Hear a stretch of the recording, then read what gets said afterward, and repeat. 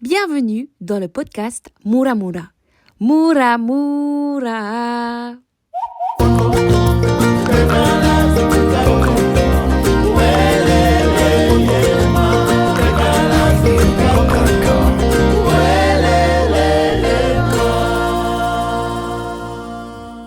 Bienvenue dans le podcast Mura Mura. Mura Mura. Je me présente, je m'appelle Mélodie Avotiniaina.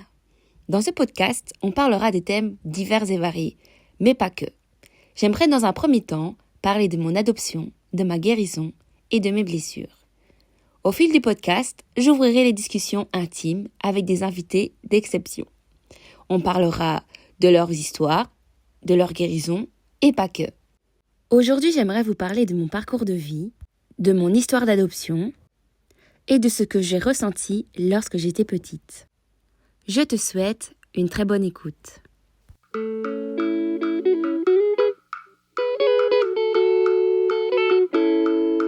Je suis née à Antananarivo, à Madagascar, et je suis la dernière fille de ma mère. Et au-dessus de moi, j'ai 3 grandes sœurs. Ma maman à Madagascar ne savait plus subvenir à nos besoins, et c'est pour cela en fait qu'elle nous a mis, ma sœur et moi, à l'adoption. J'avais 9 mois et ma grande sœur 3 ans. Et on arrivait en Belgique en avril 1994. On a été adoptés par une famille belgo-italienne. Mon père est italien et ma mère est belge. Je n'ai jamais manqué de rien. Mes parents ont toujours su nous donner le meilleur d'eux-mêmes pour que l'on soit épanoui. Donc j'ai eu vraiment une enfance classique. Un petit temps après notre arrivée en Belgique, ma mère est tombée enceinte de mon petit frère et nous voilà 3 enfants dans notre famille.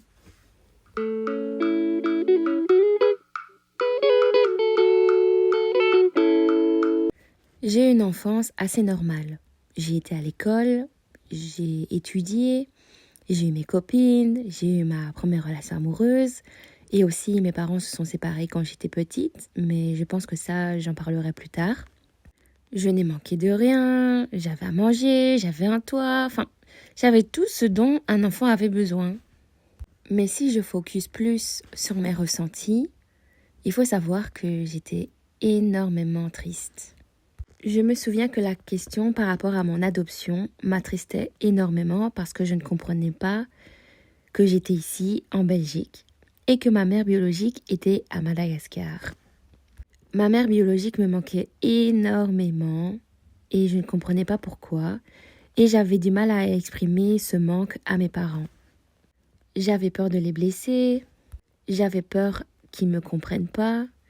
Donc c'est assez compliqué pour une enfant de 8 ans, de 5 ans, de parler aussi de ses ressentis, de ses émotions. Donc voilà, j'étais un peu dans une frustration.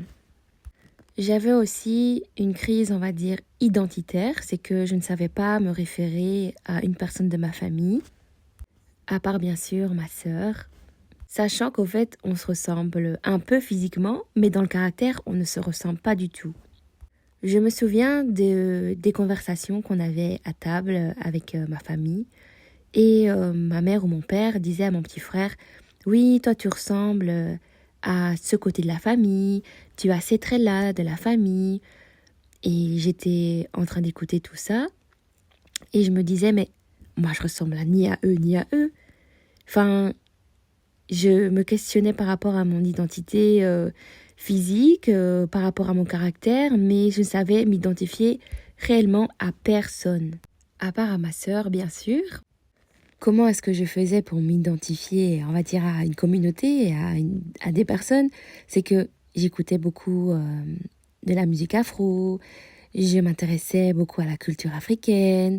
Et donc c'est comme ça, en fait, que j'ai commencé à me créer une identité. Et petit à petit, ça a fait la femme que je suis aujourd'hui. Je n'avais pas que cette blessure identitaire. J'avais aussi la blessure de l'abandon, la blessure du rejet, qui se ressent énormément dans mes relations amoureuses. Car j'ai peur d'être abandonnée, j'ai peur d'être rejetée. Et qu'est-ce que tu crées lorsque tu as tout ça en toi? Tu crées de la dépendance affective. J'ai aussi en moi la blessure de l'injustice, car je ne comprenais pas pourquoi est-ce que j'étais en Belgique. Pourquoi est-ce que je ne suis pas restée avec ma famille biologique? Mais je vous avoue que la blessure de l'injustice est arrivée un peu après. Car j'ai su après que ma mère biologique a eu un fils après moi. Et à ce moment-là, voilà, je pense que la blessure de l'injustice est vraiment arrivée à ce moment-là. Vous vous dites sûrement, toutes ces blessures dans un petit être, un petit enfant qui n'a rien demandé à la vie. Ah bah c'est exactement ça, voilà. Il se passait en moi quand j'étais jeune. Heureusement qu'on grandit et qu'on a beaucoup plus d'expérience avec nos émotions, avec les aléas de la vie. Et que voilà quoi, tu sais gérer tes émotions. Tu sais encore plus cacher en toi ce qui se passe. Ce sont tous mes ressentis que j'ai eus par rapport à l'adoption et après mon adoption. Et sûrement que vous vous demandez comment est-ce que je fais face aujourd'hui à toutes ces blessures. Et une des choses qui m'a énormément aidée, c'est de retrouver ma famille biologique. Et je pense que le prochain épisode, ce sera la rencontre entre ma famille biologique et moi-même.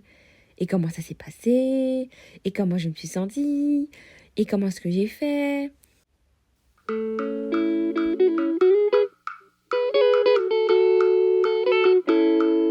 J'aimerais terminer cet épisode par une conclusion. C'est que toutes ces blessures que j'ai accumulées au fil du temps à cause de mon adoption, ce n'est pas forcément à cause de mes parents adoptifs. Ce sont des manques que j'ai eus au fur et à mesure de ma vie qui étaient vraiment distincts de mes parents. Ils m'ont donné tout l'amour qu'ils pouvaient me donner. Ils m'ont donné toutes les choses matérielles qu'ils pouvaient me donner aussi. Et je n'ai jamais manqué de rien. C'est pour ça que j'aimerais leur dire un petit mot en disant merci. Merci pour toute la vie que vous m'avez donnée, pour toutes les aides que vous m'avez fait. Et merci de m'aider encore maintenant à l'aube de mes 31 ans. Et que je sais que vous serez toujours là pour moi et que peu importe ce qui se passera dans la vie future, vous serez toujours là à me soutenir, toujours là à me réconforter. Et je vous remercie de tout mon cœur pour ça et je vous aime de tout mon cœur. Et à toi qui m'écoutes, je te remercie de m'avoir écouté, d'avoir écouté mon histoire. On peut se retrouver sur Instagram, sur Muramura Baransu Podcast.